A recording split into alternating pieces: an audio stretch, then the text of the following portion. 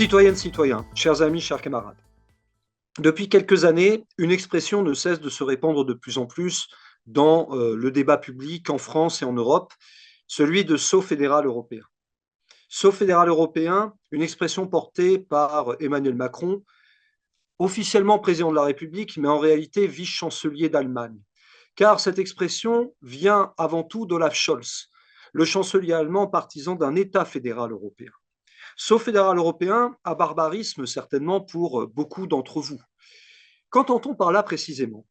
Eh bien, pour cela, il faut faire référence à un vote d'une résolution au niveau du Parlement européen, enfin du dit Parlement européen fin novembre dernier, 2023, et une semaine après, de l'adoption d'une résolution au niveau national, qui prévoit que dorénavant, les décisions seront prises non plus à l'unanimité comme cela a été le cas depuis les débuts de la déconstruction, et non pas la construction européenne, plutôt la déconstruction européiste, mais à la majorité.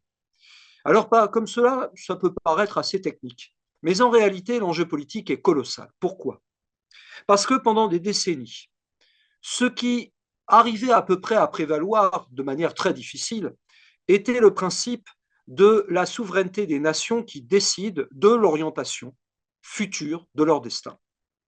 Et déjà, il y avait eu en réalité une confrontation dans les années 50-60 entre les partisans d'une part de ce saut fédéral européen, à savoir les Schuman, les Monnet, et puis le premier commissaire, le premier président de la Commission européenne, Walter Hallstein, au passé très engagé en Allemagne pendant la Seconde Guerre mondiale d'ailleurs, et puis ceux qui, comme le général de Gaulle ou comme les communistes, à l'époque où le PCF méritait encore véritablement ce titre, défendaient le principe de la souveraineté nationale et populaire. Et cela avait débouché sur une crise il y a près de 60 ans, connue sous le nom de crise de la chaise vide. Pourquoi?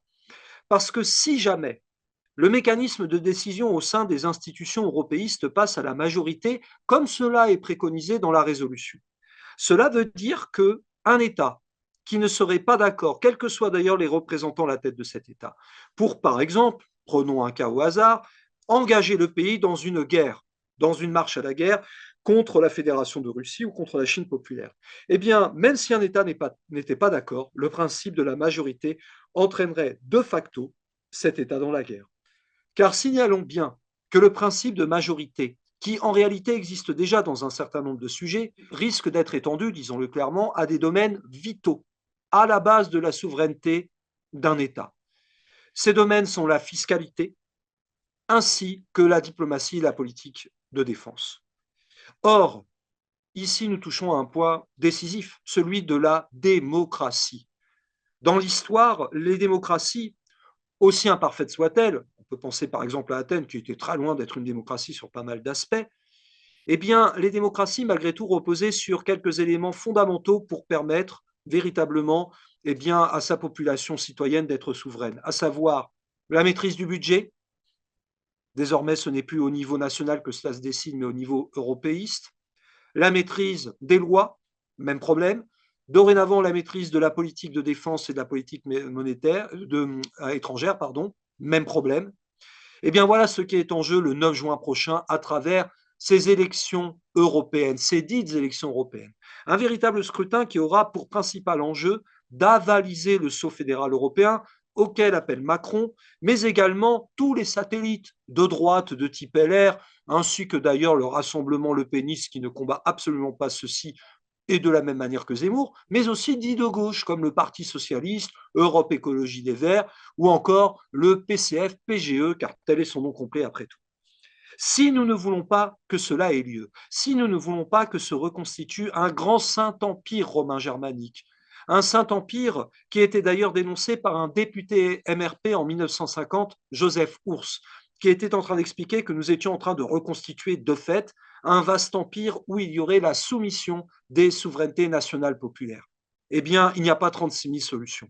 Le 9 juin prochain, comme y invite le pôle de renaissance communiste en France avec l'ensemble des partenaires engagés dans le cadre de la campagne pour le boycott de ce scrutin, boycott citoyen massif. Car ce qui est bel et bien en jeu, c'est notre capacité à être maître de notre destin pour défendre les libertés publiques de plus en plus attaquées, les conquêtes sociales de plus en plus rognées, l'ensemble également de la République une et indivisible et de la souveraineté nationale, comme nous l'avons dit, les services publics évidemment. Le 9 juin prochain, boycott citoyen, envoyons le sceau fédéral à la poubelle et réaffirmons le principe de décision souverain de la part de tous les peuples en Europe, de tous les travailleurs évidemment. Le combat continue, camarades.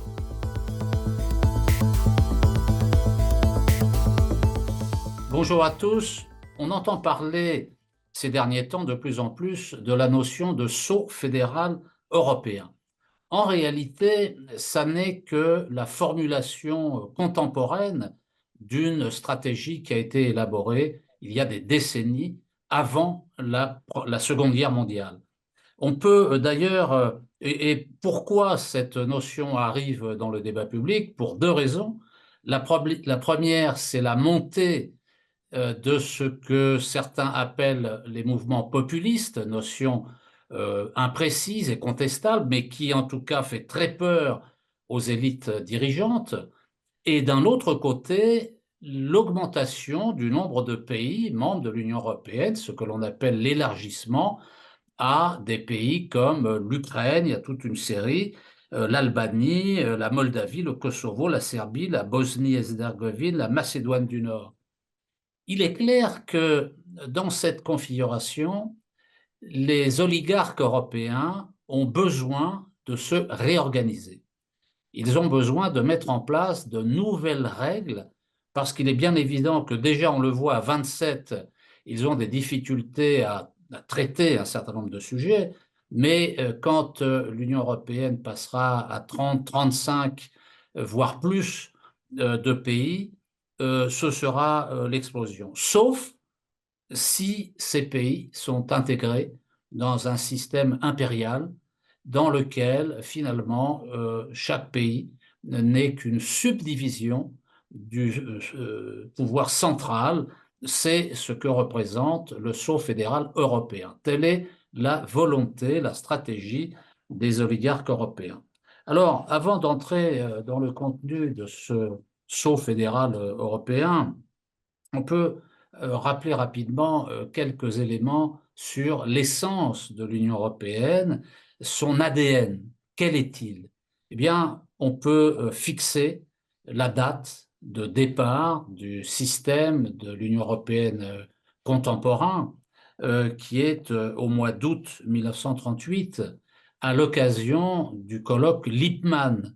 Alors, beaucoup de gens ne savent pas trop ou pas du tout ce qu'est le colloque Lippmann et qui est cet individu. Walter Lippmann, c'est un journaliste américain qui a été également secrétaire adjoint à la guerre pendant la Première Guerre mondiale, qui est un anti-New Deal, qui est un libéral acharné et qui veut rénover, reconstruire le libéralisme. Parce qu'il faut dire que le libéralisme, à la veille de la Seconde Guerre mondiale, en 1938, a connu de gros déboires, notamment la crise des années 20, qui a failli le mettre à plat et qui, en tout cas, a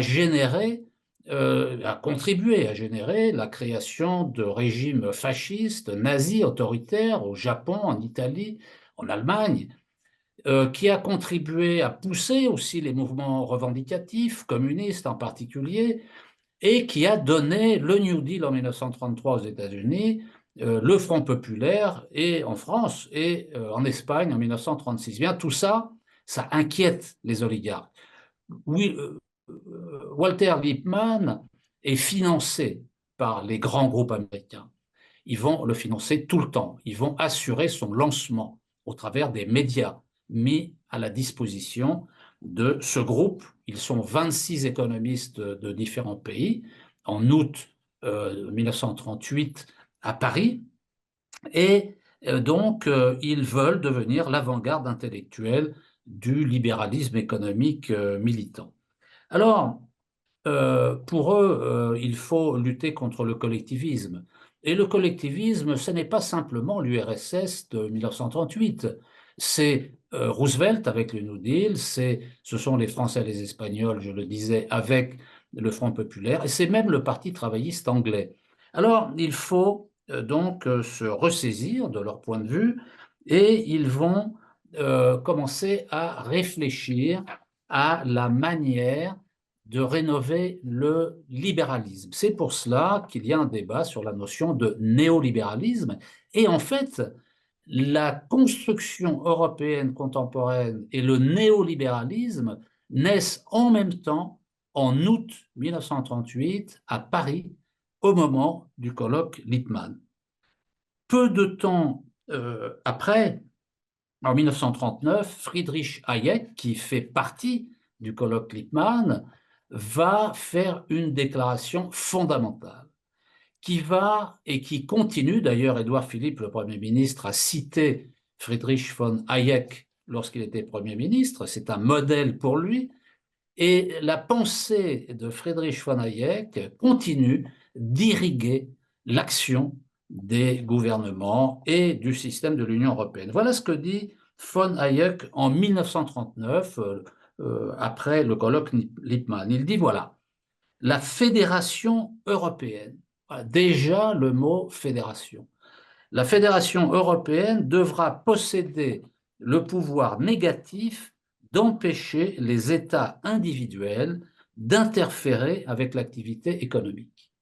C'est exactement ça qui a été mis en place avec les différentes réductions, limitations de la souveraineté des États, notamment en matière économique, avec l'emblème de l'euro, puisqu'on a privé les États de cet instrument majeur de la souveraineté qui est la monnaie.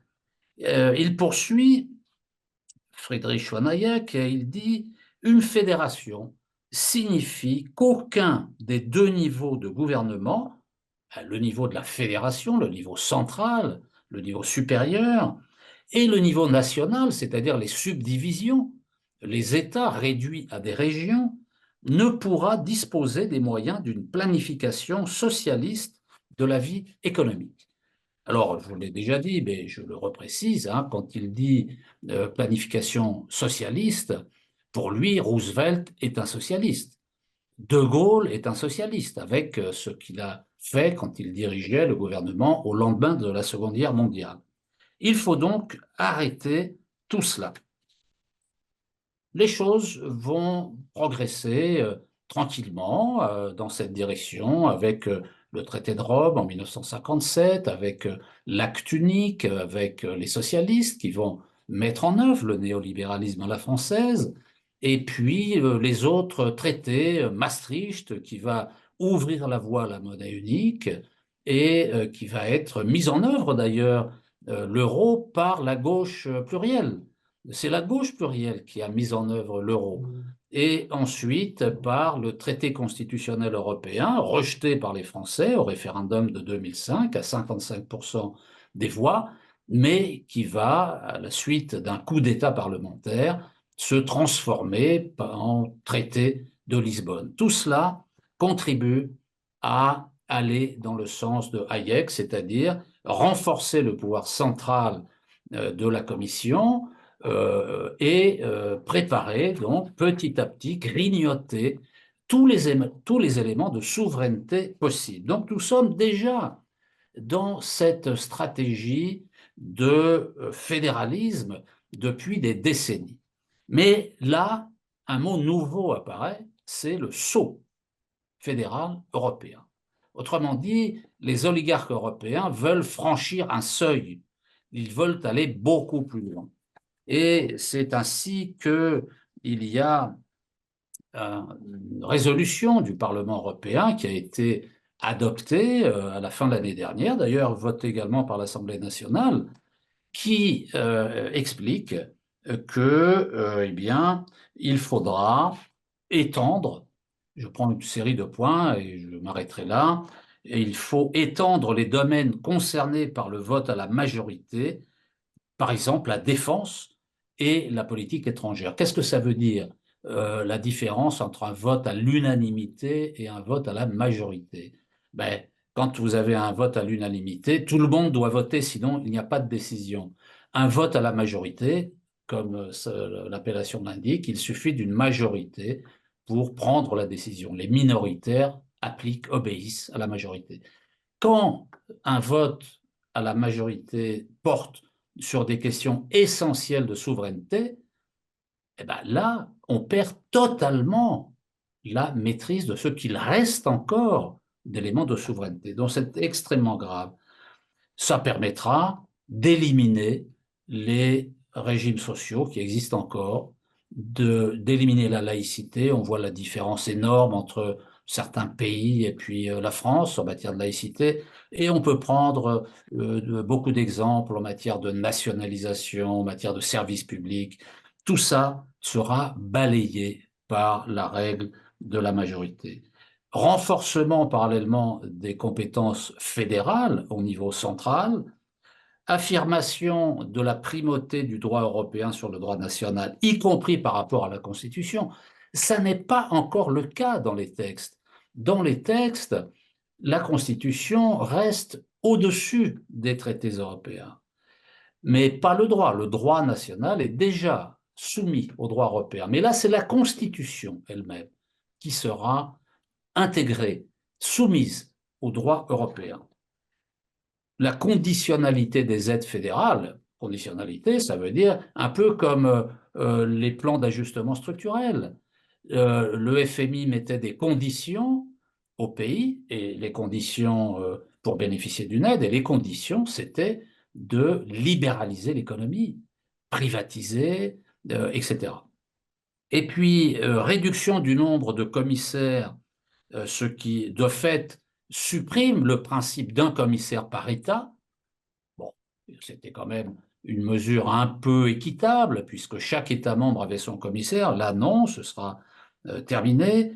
Harmonisation des lois électorales nationales, ce qui revient à soumettre les agendas politiques, les agendas électoraux des pays à l'agenda du système impérial qui va se mettre en place, et les élections nationales ne seront plus que des élections secondaires par rapport à l'ordre du jour décidé par le centre. Fusion des ordres de juridiction pour que le droit européen domine totalement et définitivement les droits nationaux. Il faudra fusionner les cours suprêmes des différents États en une seule qui sera la Cour suprême européenne, avec les grands prêtres de la nouvelle Union européenne fédéralisée. Mise en place d'une dette commune, c'est-à-dire la fin de toute souveraineté financière. Alors, on nous a pris beaucoup en matière de souveraineté financière, mais il reste encore un petit peu, par exemple, la faculté d'emprunter. La France, les différents pays peuvent encore emprunter selon les formes qui leur conviennent et selon les montants qui leur conviennent. Eh bien, ce sera terminé, puisque la dette sera centralisée. L'OTAN aura le droit de faire circuler ses troupes partout dans les pays européens, sans autorisation des États, pour attaquer d'autres pays voisins. On pense à la Russie, à la Serbie, et puis également des pays membres de l'Union européenne dans lesquels les citoyens se révolteraient, protesteraient, un peu comme la révolte des Gilets jaunes, face à ce genre de politique. Alors, on peut terminer sur l'armée, puisque c'était l'élément dont je parlais. L'arme nucléaire. La France est, avec la Grande-Bretagne, le seul, mais la Grande-Bretagne n'est plus dans l'Union européenne, est le seul pays détenteur de l'arme nucléaire.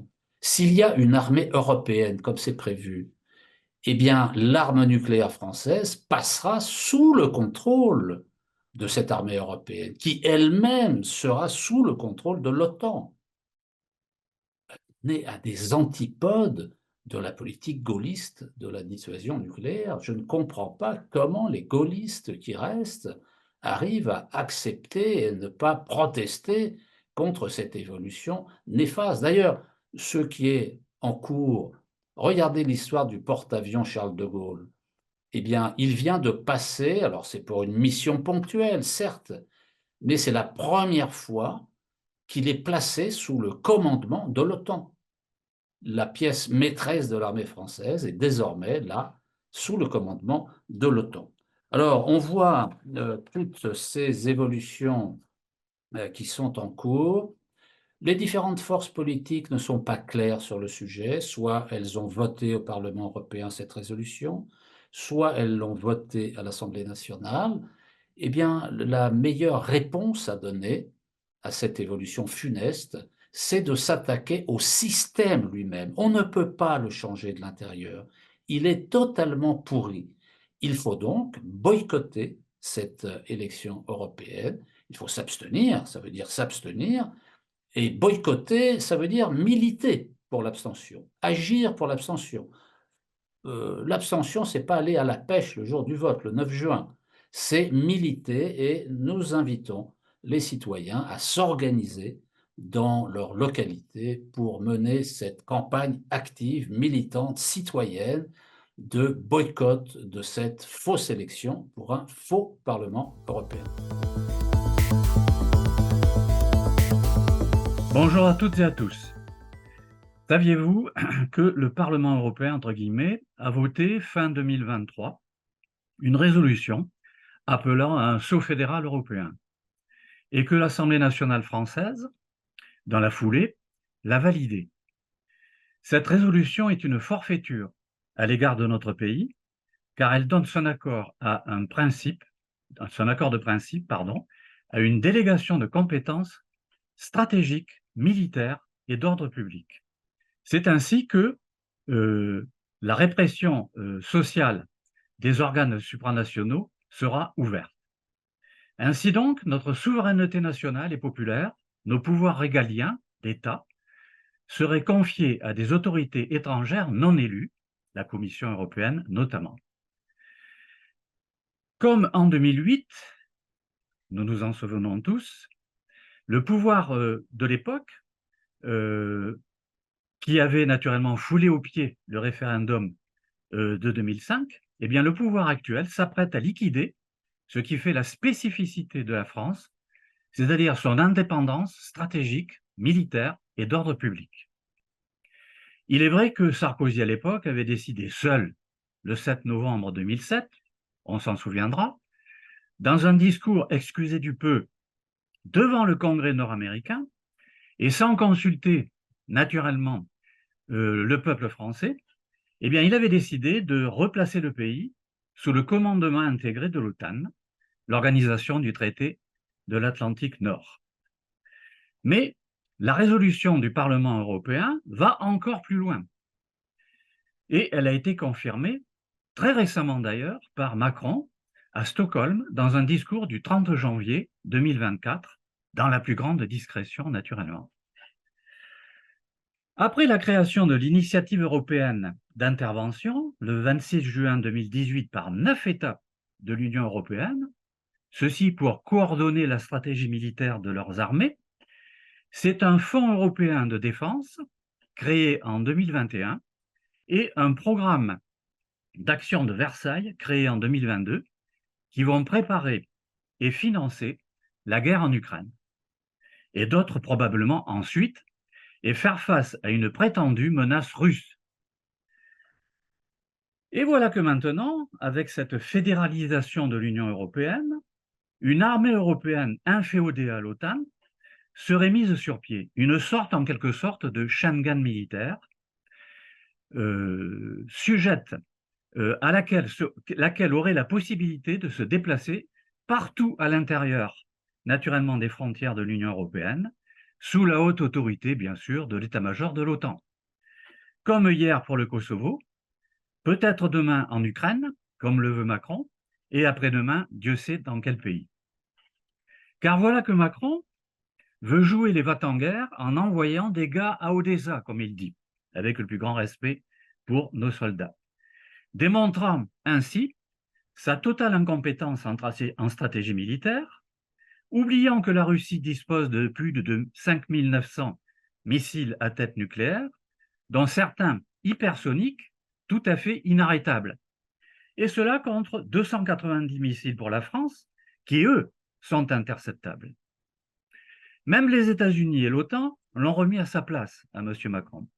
Cela n'empêche pas le même personnage de prôner et commencer de mettre en place une économie de guerre, comme il dit, alors que notre industrie a été détruite par l'Union européenne et l'euro. Deux chiffres très significatifs, 23% du PIB en 2002 pour notre industrie, contre 9% seulement aujourd'hui, après 22 ans d'euro. Et voilà que le même Macron met la France en alerte attentat maximum pour créer un climat de peur, bien entendu, sous prétexte des imminents Jeux olympiques, si décriés, et de l'attentat de Moscou, lui, bien réel. Ainsi, cette armée européenne, par-dessus la tête des peuples, aurait la possibilité d'intervenir partout dans l'Union européenne, non pas du tout pour assurer la sécurité des peuples, mais pour protéger les intérêts des multinationales et des classes dirigeantes. Cette armée n'aurait qu'une vocation de répression des mouvements sociaux, s'en serait donc terminé de notre armée nationale. Mais ça n'est pas terminé. Pour finir de compléter son arsenal de domination, l'oligarchie européenne pourrait, avec la même résolution dont je vous parlais au début, mettre en place une sorte de gendarmerie européenne qui, en plus de l'armée qu'on vient de voir, pourrait aussi se déplacer partout dans les frontières de l'Union européenne pour réprimer tout mouvement social, briser toute grève, bref, intervenir à tout moment contre les travailleurs et les peuples. Cette gendarmerie nationale, européenne, assurerait manu militari la protection des élites de l'Union européenne, non élues, et les seuls intérêts de classe de l'oligarchie néolibérale, et réprimer encore plus brutalement que lors du mouvement des Gilets jaunes, avec ces centaines d'éborgnés, d'amputés, de tabassés et d'embastillés. Tout cela, vous ne l'entendrez naturellement d'aucune liste se présentant aux élections européennes, car elles sont toutes parties prenantes de cette Union européenne du capital et de ses oligarchies dirigeantes. Vous ne l'entendrez donc dans d'aucun candidat, d'aucune liste.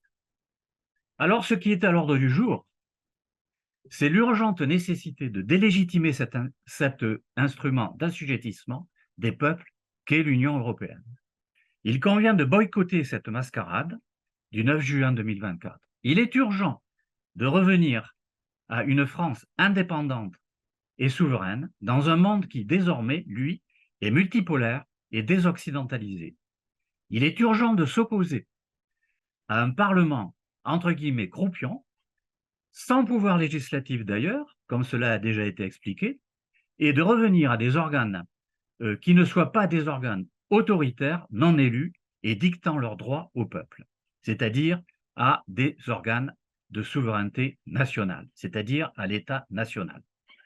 La France doit sortir de l'Union européenne, de l'euro et de l'OTAN, et retrouver son rôle dans la société internationale des temps modernes, qui est une société d'États souverains, indépendants, coopérants, et avec le seul droit international comme critère, et non comme autorité supranationale, quelle qu'elle soit.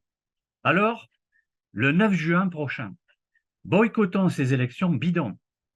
S'il y a plus de 60% d'abstention, de boycott, de bulletins blancs ou nuls, ce sera une victoire pour le peuple français, comme en 2005, et une perspective politique nouvelle pour notre pays. C'est ce à quoi vous convie le Pardin.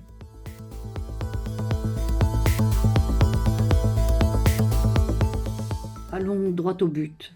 Deux dangers menacent la France et les Français. L'aspiration, la dilution ou la disparition de la France dans un espace plus vaste, la Fédération européenne.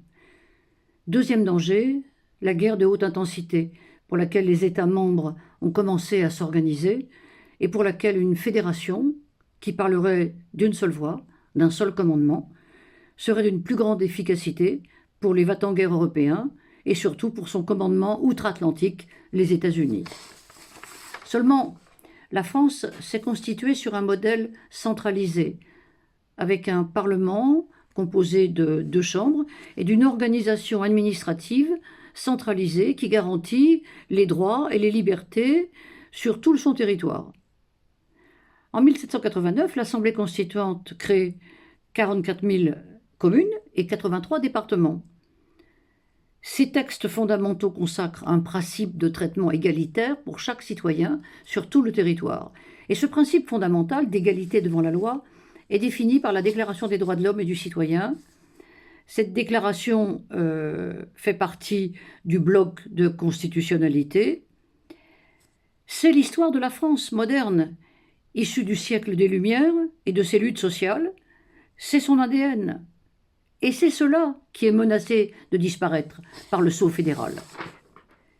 Difficile pour la France, en effet, d'intégrer dans un monde fédéral sans lourdes pertes pour ses institutions, pour l'économie, pour les libertés, pour la démocratie. Ce projet fédéral n'est pas nouveau. Les USA, véritables initiateurs de l'Union européenne, en rêvent depuis un siècle, car la France gêne le monde néolibéral et se heurte à bien des principes contenus dans le traité européen. C'est la raison pour laquelle les gouvernements successifs tentent depuis 40 ans d'en finir avec l'organisation administrative, territoriale et sociale issue du programme du Conseil national de la résistance. Depuis les lois de fer de 1983 jusqu'à aujourd'hui, les gouvernements se sont attaqués aux communes en les rendant inopérantes par l'arrivée des communautés de communes qui éloignaient les citoyens des lieux de décision, faisant ainsi reculer la démocratie. Les gouvernements se sont attaqués aux départements par l'arrivée des régions qui, ici ou là, ont fait sauter les frontières. C'est le cas de l'Alsace, ou accorder une autonomie, comme la Corse et bientôt la Bretagne. Quid de la République une et indivisible? La loi 3DS permet d'échapper au principe d'égalité sur le territoire, rompant avec le principe fondamental de la République. Quid du Parlement français, qui déléguera ses compétences au Parlement européen?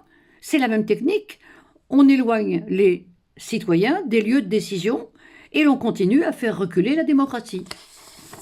Ainsi, peu à peu, la décentralisation et la déconcentration permettent l'État de se désengager. Le département subit une dégradation financière importante, alors que ses compétences dans les domaines de la solidarité, de l'éducation, exigent de plus en plus d'aide, compte tenu de la paupérisation, du vieillissement de la population, du chômage des jeunes. Les communes sont logées à la même enseigne, ce qui favorise le passage des services publics au privé, par exemple les crèches. Pour résumer, qu'ont fait les gouvernements depuis 40 ans? Démanteler l'organisation territoriale et administrative, démanteler les réseaux nationaux, télécom, SNCF, énergie, routes, déconstruire le système de protection sociale et de l'hôpital, ubériser la société, brader les fleurons industriels, dégrader l'agriculture conformément au traité de l'UE et aux recommandations de Bruxelles. C'est qu'il fallait harmoniser. Comme l'a dit Fabius, tout dépend si l'on harmonise vers le haut ou vers le bas. Aujourd'hui, on mesure dans quelle direction le mauvais vent européen a soufflé. Il fallait araser la France qui gênait le système néolibéral avec un État centralisé trop fort et qui constituait un mauvais exemple pour le capitalisme. Macron a chargé récemment Éric Woerth d'une mission, celle d'approfondir la décentralisation, dans le but d'une prochaine entrée en fédération, par simplification de l'organisation territoriale où les préfets disposeront d'un pouvoir étendu.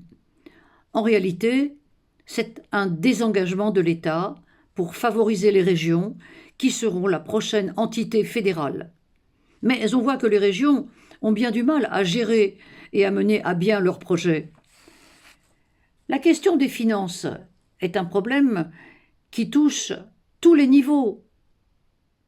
Avec la fédération, on commence à parler d'un impôt européen. Le passage à l'échelle fédérale européenne ne peut se faire qu'au détriment des principes de la République et des conquis sociaux, c'est-à-dire au détriment de la souveraineté nationale et populaire qui disparaît. Sur le plan international, la France n'a plus de voix, et c'est sans doute à cette fin que le corps diplomatique a été dissous par Macron entre les deux tours en 2022. Elle perd aussi son siège permanent au Conseil de sécurité à l'ONU. Elle perd la maîtrise de sa défense, elle perd la maîtrise de sa dissuasion nucléaire, qui s'était déjà actée dans le traité d'Aix-la-Chapelle signé en 2019. Envoyons un message clair. par un refus massif de vote à cette mascarade électorale.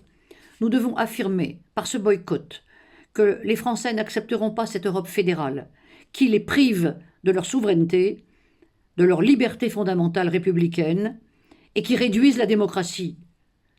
De plus, ils l'engagent dans une guerre qui n'est pas la leur. Mes chers amis, mes chers camarades, à vous aussi, la jeunesse de France, à l'occasion donc de cette table ronde virtuelle au sujet du sceau fédéral européen, ou dirons-nous d'ailleurs à la fin sceau impérial européen, tant sa logique que nous allons voir écrase les peuples, eh bien à cette occasion je souhaitais revenir sur quelques-unes des idées reçues que construit le discours européiste et qui pourraient polluer les esprits d'une partie de la jeunesse à l'occasion notamment de la campagne pour les élections européennes qui a déjà débuté.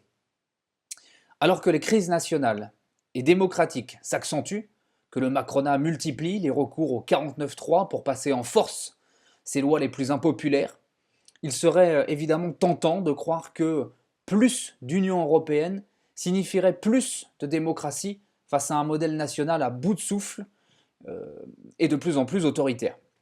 Ce serait vite oublier que la plupart des lois françaises, désormais, y compris et surtout sans surprise les plus impopulaires, sont soit imposées par l'insidie droit supranational européen, soit par des directives répétées de la Commission européenne. Aussi, plus l'Union européenne impose sa loi, plus la démocratie en France recule. Et pour cause, le principe de toute souveraineté en France, c'est-à-dire le pouvoir de décider démocratiquement et en toute indépendance, réside essentiellement dans la nation, comme le rappelle la Déclaration des droits de l'homme et du citoyen. Il est également de bon ton de défendre l'Union européenne comme, là aussi, l'ainsi dite échelle idéale pour des politiques écologiques. Il est peu dire que le changement climatique impactera l'ensemble de l'humanité, quand il ne l'impacte pas déjà, et qu'il est plus que nécessaire d'agir donc mondialement pour préserver notre environnement. Cela implique donc de coopérer internationalement. Mais pour ce faire, et dans le sens de la préservation de notre environnement, il importe de préserver l'environnement démocratique, permettant de prendre les bonnes décisions. Je l'ai rappelé il y a un instant, plus d'Union européenne, c'est moins de démocratie et de pouvoir d'action démocratique.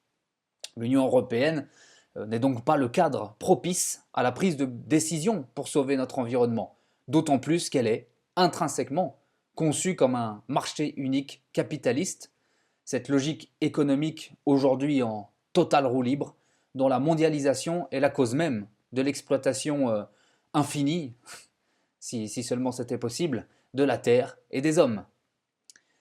Par ailleurs, à l'heure où l'impérialisme euro-atlantique menace d'embarquer le monde dans un nouveau conflit mondial potentiellement nucléaire et exterministe, la préservation de l'environnement est aujourd'hui intrinsèquement liée à la préservation de la paix mondiale. Or, l'Union européenne, arrimée à l'OTAN, ne cesse de marcher vers le réarmement général de l'Allemagne capitaliste, largement dominante au sein de l'Union européenne, celle de l'euro-social-démocrate Scholz, où réémergent d'ailleurs les factions fascistes qui déjà paradent au Bundestag. La proposition de livrer la défense nationale et notre dissuasion nucléaire à l'Union européenne, donc à l'Allemagne précédemment citée, en passant par les coups de boutoir belliqueux et russophobes des pays baltes et de la Pologne, qui ne rêvent que de partir en croisade, une bonne fois pour toutes, contre Moscou, aux côtés du régime corrompu et fascisant de Kiev, et de ces milices néo-nazis qui martyrisent d'ailleurs le Donbass depuis 2014. Eh bien, tout est mis en place par l'Union européenne pour une confrontation de plus en plus directe de son bras armé, l'OTAN, paradant librement sur tout le sous-continent européen, donc pour une confrontation de plus en plus directe de l'OTAN avec la Fédération de Russie et en arrière-fond avec la Chine populaire. Bref, l'Union européenne, ce n'est pas la paix, c'est la guerre. Dans ces conditions de marche à la guerre, d'exploitation de la terre et de recul démocratique, Comment l'Union européenne et ses instances pourraient-elles être garantes de progrès sociaux pour les peuples, pour les jeunes et pour les travailleurs des nations qui y sont asservies?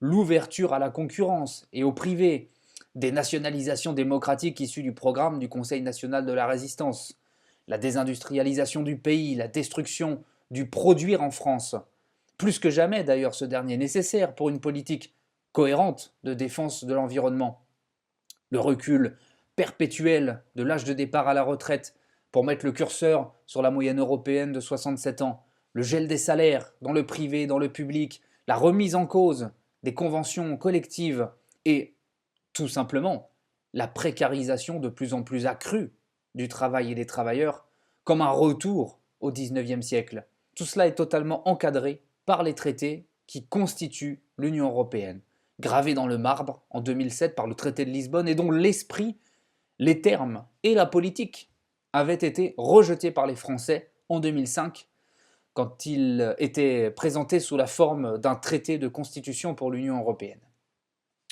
Plus d'Union européenne, c'est donc plus de destruction sociale, moins de services publics, plus de concurrence, moins de salaires.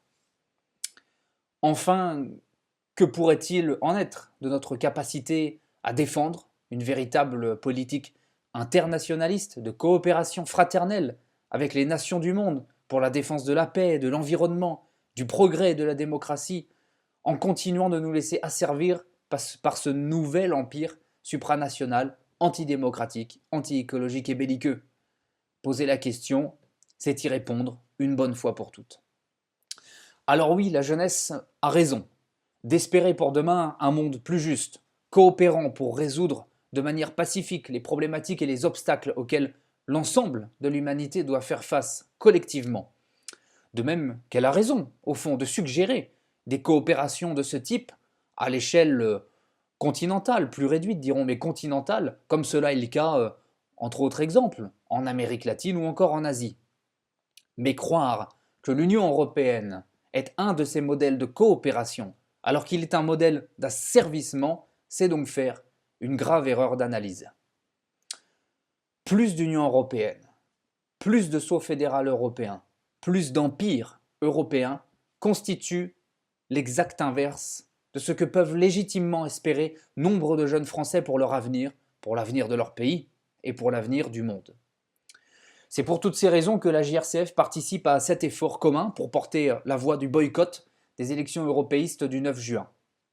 Il n'y a pas lieu pour la jeunesse, ni a fortiori les jeunes travailleurs et ouvriers, pas plus d'ailleurs que pour leurs aînés, d'aller voter aux incidites élections européennes et donc de légitimer cette Union européenne totalement verrouillée et acquise aux intérêts des classes dominantes et de leur politique antinationale. Le journal L'Humanité, tout récemment, et tout en le regrettant par ailleurs, notifiait que les jeunes Français sont déjà plus de 70% à s'exprimer pour une probable abstention le 9 juin.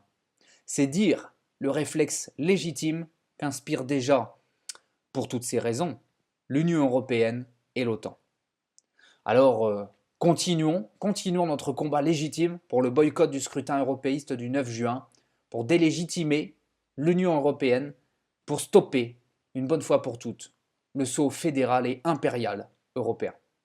Je vous remercie.